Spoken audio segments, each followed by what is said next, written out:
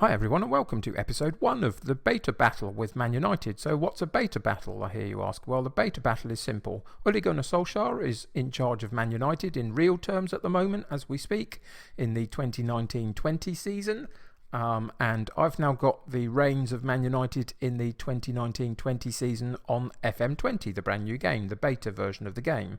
So the beta battle is simple. Solskjaer will progress through his season. I will progress through mine.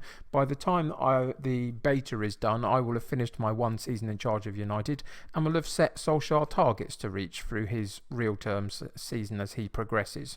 So the competitions that we're in this season are the English Premier League, the English FA Cup, the Euro Cup and the English League Cup, the Carabao Cup. So those are the four tournaments, trophies, competitions, whatever you want to call them, that I will be setting targets for Solskjaer to try and match.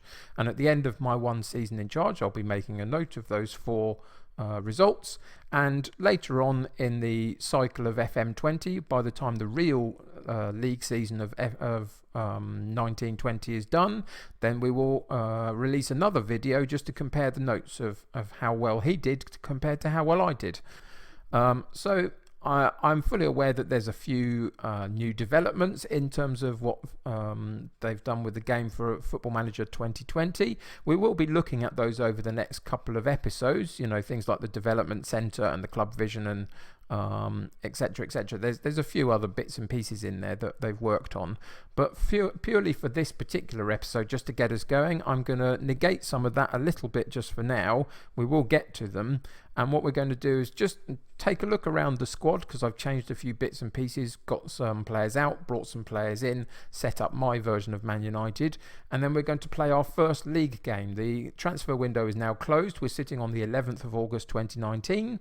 The transfer window is closed. All the business is done. We get to play Sheffield United in our opening Premier League match, which is the game that we'll get to today.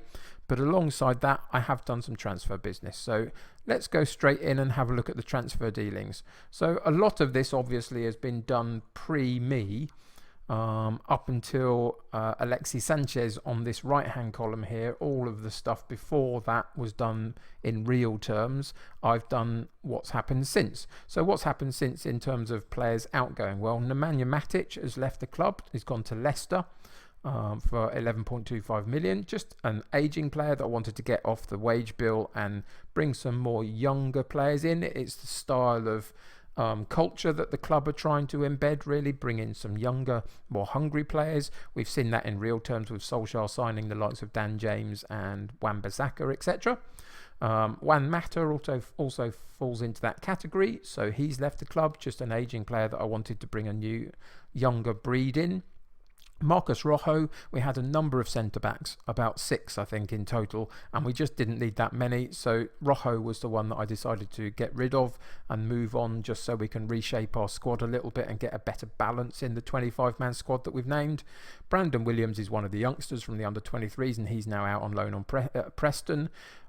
Mason Greenwood, because of some of the signings that I made and some of the players we had, I didn't think he'd get enough game time just in this one-off season save, so I decided to loan him out to Aston Villa, but he'll get valuable time there, I would imagine. And Ashley Young, again, another slightly older member of the squad that I just didn't think was going to get the game time and needed to be moved out just so we could reshape the squad. So those were the players that I let go.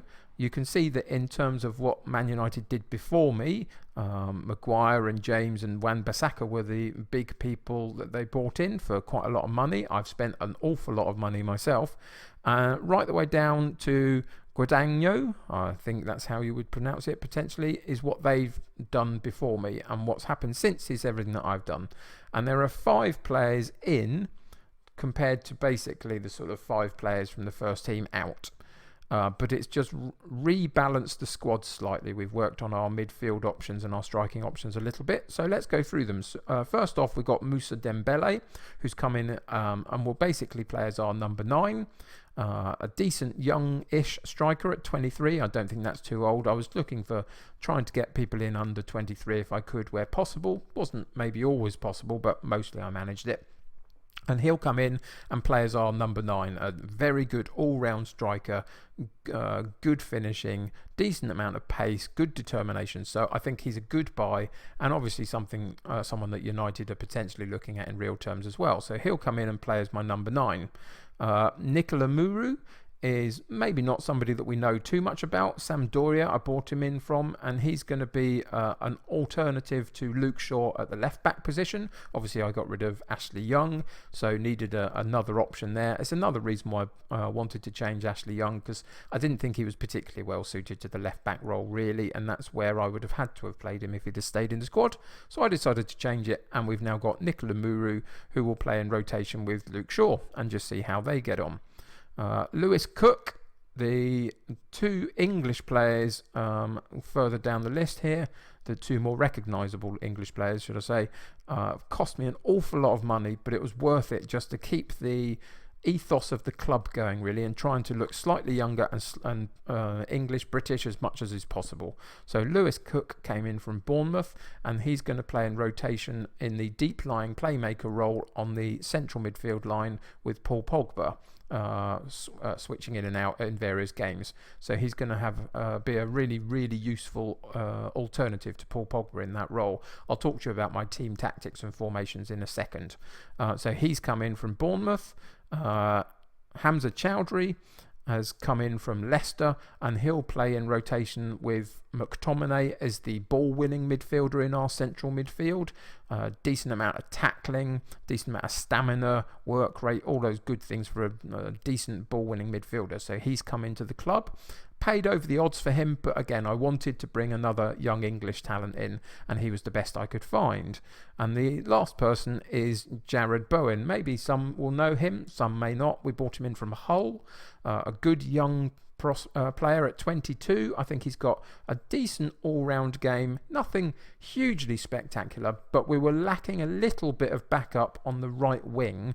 We've got Jesse Lingard playing out there mostly, but I just wanted to bring someone in to replace Juan Mata and bring the age down a little bit, and actually just provide a slightly better option in terms of an actual sort of wide man option for that right hand side. So he'll play on the right hand side. He's left footed, so he'll play as the inverted winger, coming in at times and letting Wan-Bissaka do the overlapping run on the right hand side. So yeah, those are the players that I've bought into the club, and those are the players that I've got out of the club. I'm very happy with the business that we've done. We've spent an awful lot of money, but it's Man United's money, not mine, and it's a one season wonder, so that's no problem. And you can see in balance terms we're still very healthy, because we're Man United. Over 300 million in the balance and still 15 million in the budget, but lots of wage to move around if I wanted to do anything in January also. So I think we're in a fairly healthy position. So let's go and have a look at the tactics that I've settled upon. And I've chosen a sort of basic 4-3-3 to start with, and that may change slightly as we progress. But a flat back 4 with both Wan-Bissaka and Luke Shaw in the automatic wing back roles, so they'll try and get up and down as much as is possible, cover both the fullback role and the overlapping support for the wide men further up the pitch as well.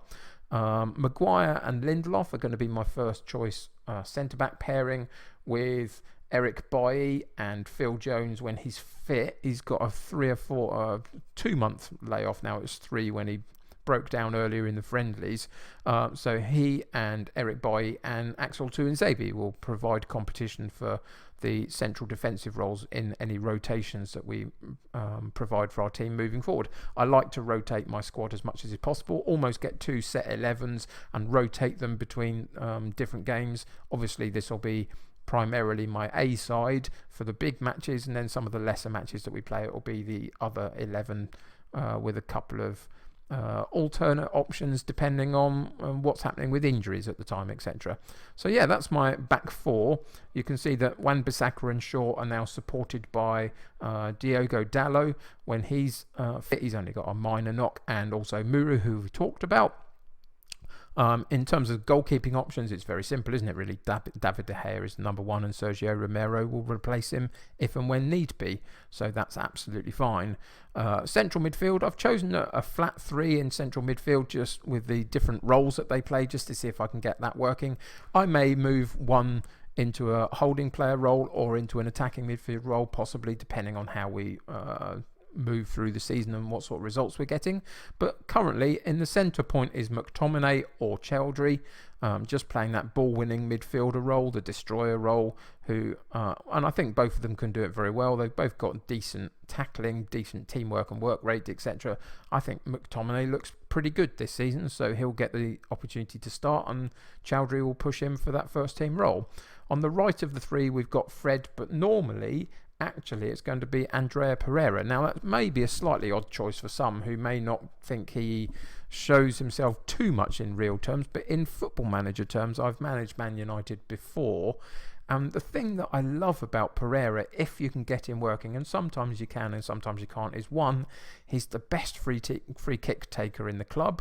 He's got a great technique, great flair, great natural fitness, and the corners, so all of the sort of free kicks and the set pieces, the corners, he's going to be really useful for. He's also got a really good long shot, and so as the attacking Mezzala, I think he'll probably do quite well for us, I would hope. But if he doesn't, we've got Fred as an alternative on that right-hand side in the attacking Mezzala role. On the left of the three, obviously, we've got Paul Pogba as the deep-lying playmaker. He's going to pull the strings for us a little bit. And this is where Lewis Cook was brought in to play instead of Pogba in those rotation options.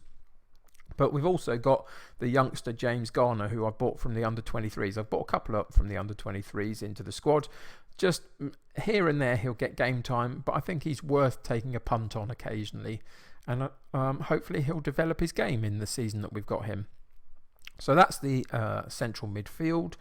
And I think it's fairly strong, and much stronger, I would suggest, than the current reality of Man United in central midfield. The loss of Herrera and Fellaini put a big gap in the midfield there, and I felt we needed to redress the balance. So we've done that.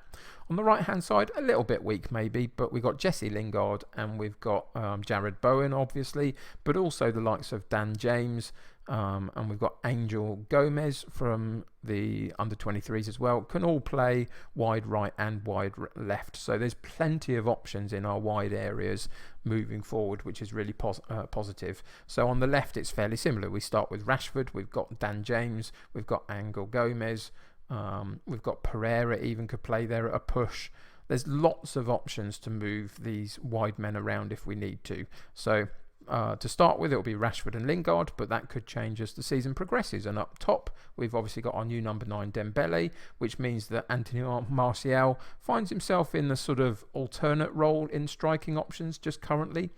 And we don't have another third recognised specific striker. We let Greenwood go, the youngster, because Rashford can play there and a couple of others can play there at a push as well if need be. So again, if we move the wide men around, then that frees Rashford up to go up top if need be, if we pick up injuries, etc. So I'm really quite happy with the balance of the squad.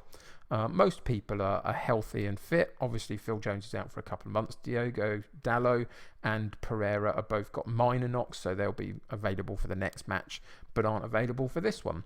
So in terms of the Sheffield United game, which is the first one that we play in the Premier League, today's team that we're going to put up is going to be De Gea in goal, Wan-Bissaka at right back, Luke Shaw at left back, Lindelof and Maguire in central defence, central midfield of Fred, McTominay and Pogba, Lingard on the right, Rashford on the left, Dembele up top with Eric Bailly, Muru, Chowdhury, Cook, Bowen, James and Martial on the bench. So let's get into the very first game of FM20 and see what happens. So in terms of team talk, I've simply told them that we're favourites for a reason for this particular match, so go out there and make sure they're left in no doubt as to why that is. It didn't get a huge response from the team in terms of motivation and happiness, but people are listening and hopefully they're taking the words on board. So let's get into kickoff. So we're away from home at Sheffield United, who obviously have just come up from the Championship. So they're going to want to impress in their first home game of the season. We're going to want to impress just because we're the favourites and the more recognisable side, I would suggest, at the moment. So it's going to be hopefully quite an open, interesting game. Hopefully that will dominate the opportunities that are created and get 1 or 2 goals and get some confidence up. In terms of the style of play, it's quite a positive style of play, quite short passing. There's McTominay with a header from the Pogba free kick, and it goes slightly wide, unfortunately. So yeah, positive type of play, slightly shorter passing, but lots of dribbling and movement and attacking promise from our side, hopefully, and secure defensive pressing when we lose the ball. Here they come down their left hand side into the penalty box, get the strike away, the rebound goes to Robinson, and he puts the ball away. Unless there's anything like an offside ruling there, he's got a debut goal, and we find ourselves 1-0 down, which is an utter disaster early in this game after 20 minutes or so, 24 minutes. So you can see Stevens into Freeman in the box and finds Sharp. The original shot is blocked, which was great defensive work, but unfortunately the ball fell straight to Robinson. The goalkeeper was already on the floor, and Robinson puts it in the back of the net, and we find ourselves 1-0 down. So now we've got to really find our way about us, haven't we? We've really got to learn on the job and figure out our style of play and our structure of play in a difficult environment whilst we're losing on the first day of the season, which is not ideal. But here we come down the left hand side, a good ranging ball down to the left hand side with Rashford, cuts the ball into the centre, and it's Dembele, and he puts it slightly wide off the header. A couple of decent headed opportunities, but they've gone wide, and that's something that we're going to have to work on, obviously being a bit more clinical. Cross comes in again, but is partially cleared to the edge of the box, and then it's fully cleared right the way down the pitch. But we pick up the loose ball, and that's good defensive work, tidied up by McTominay and sent out to Wan-Bissaka. Lindelof, who's very comfortable on the ball, has an opportunity to come out of defence a bit. The very loose ball wide left, though, wasn't there, really? And we lose possession, and it's now Norwood in the centre of the midfield for Sheffield United. And again, they work down their left-hand side, but Shaw cuts out a long-ranging cross-field ball, and we move forward again. Fred into some space in the penalty box. Can he find a ball? Wan-Bissaka out wide right. Lingard and Wan-Bissaka out there. Lingard with the cross in, and again the header goes slightly wide from Dembele. And it's disappointing, isn't it, on our finishing? We're creating the chances. You can see we have more chances, more possession of the ball, but we're not being clinical enough with them when we get them. And that's something that is going to have to change. Otherwise, we're going to have to change personnel, because we can't allow that to go for too long. So Rashford again with the ball out wide left, back to Shaw, cuts it into Pogba on his right foot. No, cuts it left foot back to Shaw again, playing 1-2 on the left-hand side. But another loose ball into the box gets partially cleared, but we pick up the loose ball again in midfield and bring it back at them again down the left-hand side now for Shaw. Rashford with a shot, and he powers it past the goalkeeper. Goalkeeper point blank range, straight at his head almost, and it just and he couldn't quite get the hands on it that he wanted to, and we find ourselves back at 1-1 just before half time. Good crossfield ball there to find Shaw, who pokes it through to Rashford, who first time shoots, takes the goalkeeper by surprise, couldn't get the hands up for the ball, and we go 1-1. Of course, Sheffield United have got the issue that we've loaned them one of our young goalkeepers, Dean Henderson, and they can't play him today, so they're having to play their reserve goalkeeper instead, which helps us a bit, doesn't it, really? But yeah, a slightly disappointing first half in the sense of our play was all right, our opportunities were created, but we weren't clinical. So we're going to go in there and assertively say, I'm far from pleased, just to really fire them up and get them aware that we need a better performance out of them. Everybody's looking okay conditioning wise. You can see that Luke Shaw's slightly down on that just because of the role that he's playing. So we'll keep an eye on him as the second half goes on, but we'll go straight back out into the second half and see if we can find a winning goal from somewhere. Even if it's a bit of a clumsy, messy goal, I don't mind at this point. We just need to get some confidence and some momentum, I think. And the way you do that in Football Manager is to win matches, simple as. So we're at 57 minutes, and again, they have the ball down their left-hand side. They're cutting it across wide right this time. Jagielka up to Baldock as my phone goes off in the background. Apologies for that. McTominay picks up the loose ball though, finds its way to Rashford, who goes back to our defensive area, and we get a slightly slower build-up. a bit of breath in the play and finds Wan-Bissaka wide right, who cuts a really long ball wide left to Rashford, supported by Shaw, who gets the cross in. Dembele with the header, and again, it's a bit unfortunate. This particular occasion, Dembele was slightly offside, but even so, the header didn't quite get the impetus behind it that it should have. And I think we're just about at the point where I'm going to look to make a couple of changes and see if we can push on for the last 20 minutes of the game. So what have we got going on? We've got a slightly low Luke Shaw in terms of his conditioning, so we are going to take him off and bring Muru on for his debut.